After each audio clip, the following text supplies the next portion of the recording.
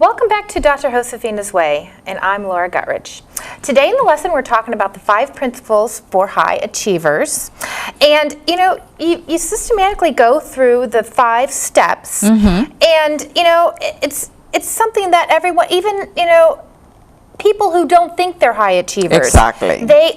Everyone has the potential to be a high achiever. Exactly. And so whether you are a high achiever or you aren't or you want to be, these steps can help you. Absolutely. And in the first step, you stress that you must want it. Exactly. And this really resonates with me because some of the things in my life that I consider successes, one being that I went to college in my 30s and didn't get my bachelor's degree until I was almost 40. But I was determined to do it. Exactly. And you talk about don't let the obstacles get in your way. So many people told me, oh, you're too old.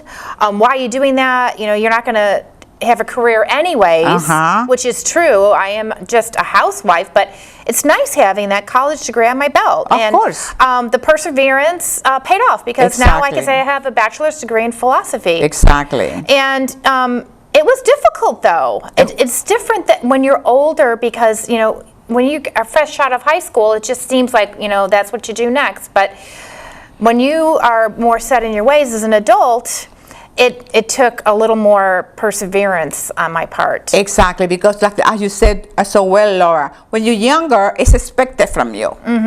As you get older, then you have people who, in your case, were trying to define you. Yeah. Why are you going to do that? You're just going to be a housewife anyway. I mean, how can anybody try to stop you for continuing growing and developing and doing the things that are important to you? Because like you said, you might not use it, but you use it all the time. Sure. You use it all the time. So it's a wonderful thing when people like you, and I hope everybody who's watching us, don't let anybody to define who you are. Right. And it's whatever it is that you want to achieve, that's what it is. First, you have to want it. You have to have that passion, that intrinsic desire to get it, because once you have a mentality that nothing is going to stop me, you are unstoppable. That's right. It's so fabulous. And you needed that very strong perseverance when you were coming here from Venezuela. Absolutely. Because I'm sure there were many obstacles for you just to get here. You didn't speak the language. Correct. You didn't know anybody here, right? Yep.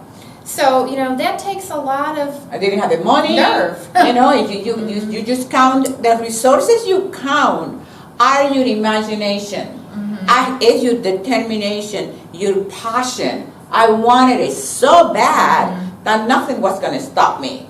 You do everything necessary legally, Right. to follow this step, to follow whatever years will take you, 1 year, 2 years, 3 years. You are willing to pay the price for success. Because if you don't pay the price for success, guess what? You pay the price for failure. That's right. And I'm sure when you were making this happen, you weren't thinking about all the negative things like some people try to throw your way. Right. You were, as you say, you kept your eye on the prize. Absolutely. And you were thinking of the positive things that you were going to achieve other than the terrible negative things that would bring you down. Exactly. And Laura, with that perseverance that you had and I had, what happened is becomes a habit.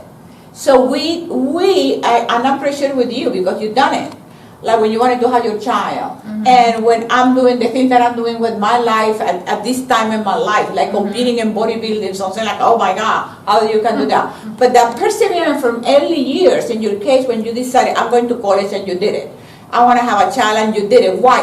Where did that come from? That perseverance comes from the previous training, from the beginning. So what happened? We had the luxury to continue in the road to success because we had the discipline, the perseverance, the passion that once we decide, that's what I want, we go after it. That's right. Isn't that awesome? Yes, it is. You can't become weak. You can't let other people make you weak. No. Other people will try to weaken you if they can. Because they don't want you to persevere because they're not persevering maybe. Or maybe they just don't want the competition. Who knows what it is. Why they do this.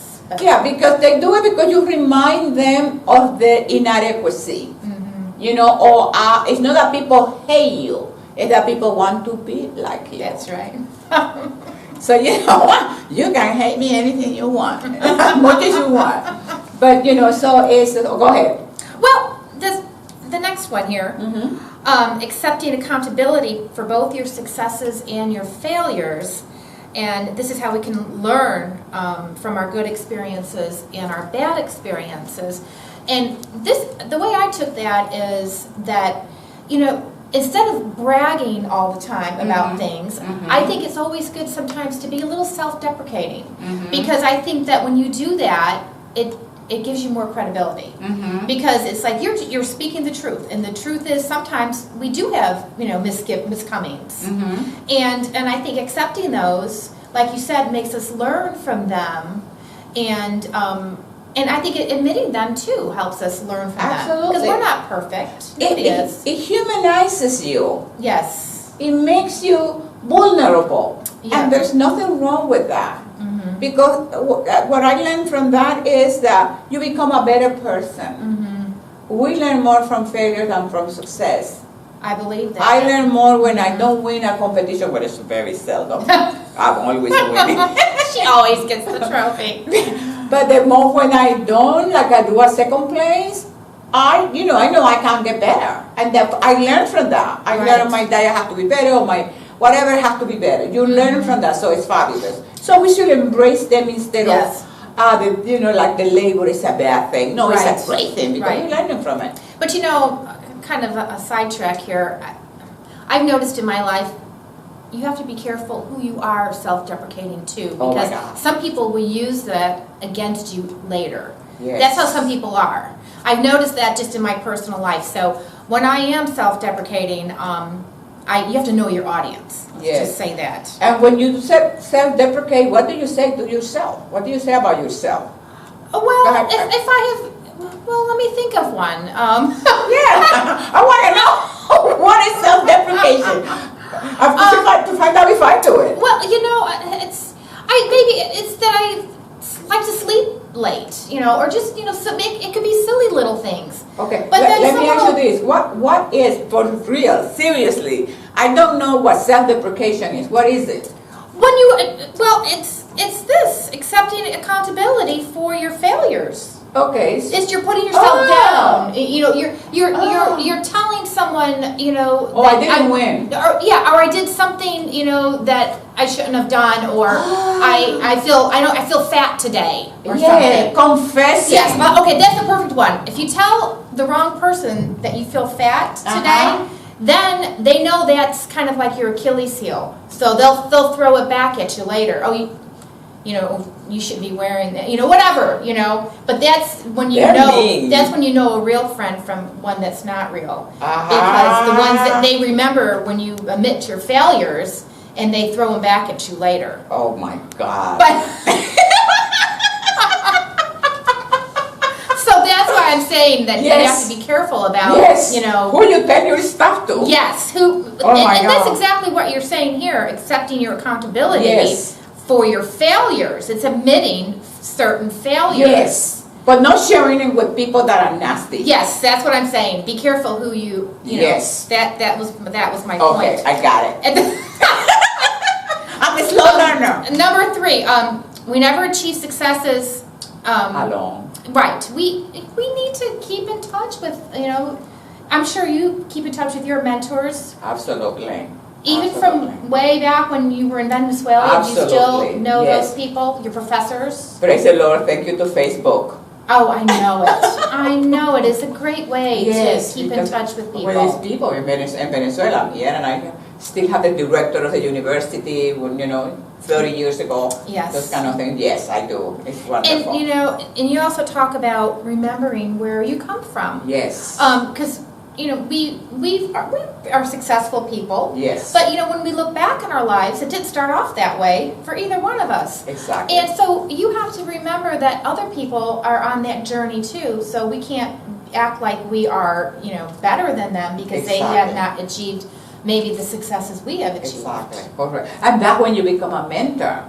When you are a good person, as we say in the lesson, when you are a good person, have that sense of humility and kindness and compassion, then what happens, you see somebody trying to achieve what you are achieving and working at it for real, not faking it, you know. Because right now you can find this stuff also on the internet. Everybody is an expert in everything. I know and then it. it's all bunch of crap. It's not real. It's just true. lies and lies. So you have to be extremely careful. So you see people that really want to do and achieve the thing, to be in this spot that you are, then you become a mentor to these people, to the good people. Yes, that's an excellent way to. Yes, to help the others, Yes. you know, to help the people behind us. Because we never achieve success alone. I mean, I'm competing, Laura, and I'm asking the expert, and I'm asking the bodybuilders, women who have been there, done that, the pros, see what they do, how they do it. You know, you always learn it. You always, it's just amazing. And it's part of also, in the next show, we're going to be talking about the longevity, keeping yourself healthier and younger with those things. Go ahead. Well, it goes kind of right into the next Principle. Next principle, thank you. Not to rest on our success. Yes. And I think, you know, that's, and even if we feel like, you know, we've reached the highest point, there's still higher points that can be reached. It is a big mistake to think I'm done, I achieved everything in my life. No, you're not. The only time you do that, you achieve that, is when you're dead. As long as you're breathing, you still can set another goal, you still can do another thing, you still can change your life. You still can do anything you want. And I think we're running out of Is time that as always. Okay. Is that correct, Robert? We are saying goodbye or no? Okay, so anything else? Well, the last thing was demonstrate humility. Yes. Go ahead. Well, and I think it all ties together. I mean, we just need to be decent human beings. Exactly. And be and accept that and demonstrate that to others. And don't share your failure with nasty people. This is what I got from you today. Self-deprecating. What you say? Self-deprecating. Deprecating. Never deprecate yourself with people who are going to use it against you. Know your audience. Know your audience. She says so. Okay, baby, bye. Bye. Mwah. Can you hit your bicep? What's it? Come on. No. Do something. No, I do this. Yes. Bye. We love you.